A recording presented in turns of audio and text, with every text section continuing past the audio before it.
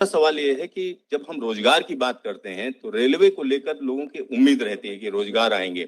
और जब पिछला जनरल इलेक्शन था उससे पहले एक तरीके से अभी 1,54,000 लोगों का रोजगार कंप्लीट हुआ है। 1,54,000 लोगों का 1.5 लाख लोगों का रोजगार अभी कंप्लीट हुआ है।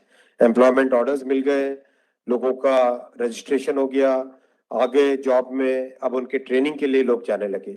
जैसे ही प्रोसेस कंप्लीट हुआ, नेक्स्ट प्रोसेस चालू हुआ। बहुत लंबे समय से सबकी डिमांड थी कि इसको एनुअल बनाया जाए।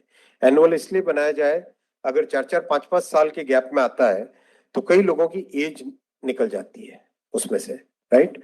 इसीलिए अब एनुअल सिस्टम की तरफ मूव कर रहे हैं। जनवरी में, अप्रैल में, जून में और अक्टूबर में, ये चार बड़े चंक है, एएलपी, टेक्निकल, नॉन टेक्निकल और ग्रुप लेवल 1।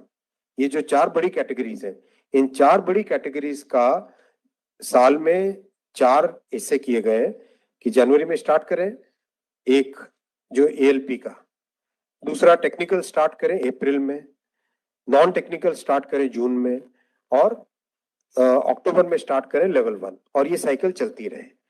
इस प्रोसेस पे सारे के सारे कैंडिडेट्स की डिमांड लंबे टाइम से रही है कि 4-4 साल का जो फेज होता है, 5 साल का फेज होता है, कई लोग एज बार हो जाते हैं उसमें। एक हर साल आपको अपॉर्चुनिटी मिलती रहेगी तो सबको अपॉर्चुनिटी मिलेगी।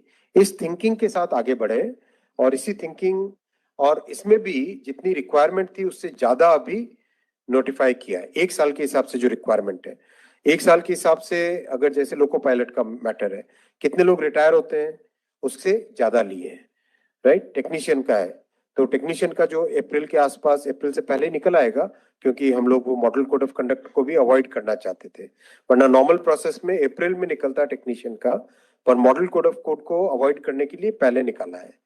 तो जनवरी, अप्रैल, जून, अक्टूबर, फिर अगले साल वापस जनवरी, अप्रैल, जून, अक्टूबर, फिर अगले साल वापस, इस हिसाब से ये प्रोसेस कर रहे हैं। सर 1 साल में कितने जॉब्स निकलेंगे इसमें? डिपेंड करेगा जिसकी जितनी रिक्वायरमेंट है। हर एक जोन की अपनी अपनी रिक्वायरमेंट आती है, हर डिवीजन की रिक्वायरमेंट आती है, कोई एस्टिमेट नहीं, हर वर्कशॉप से आती है। एस्टिमेट बनता है, बन के ही तो निकलता है, फिर एस्टिमेट बन के निकलता है ना, फिर हर एक कैटेगरी के लिए अलग अलग बनता है।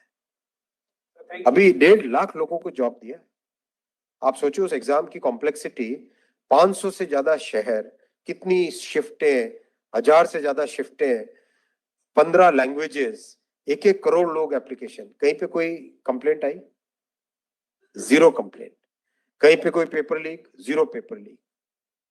कंप्लीट हुआ ना एकदम ट्रांसपेरेंटली। पार्लियामेंट में हमारी ऑपोजिशन के लोग, कांग्रेस के एक एमपी बोले कि आश्चर्यचकित है कि इतना बड़ा एग्जाम कैसे बिना कोई पेपर लीक के हो गया। तो एक उस चीज को भी तो देखो। Thank you sir.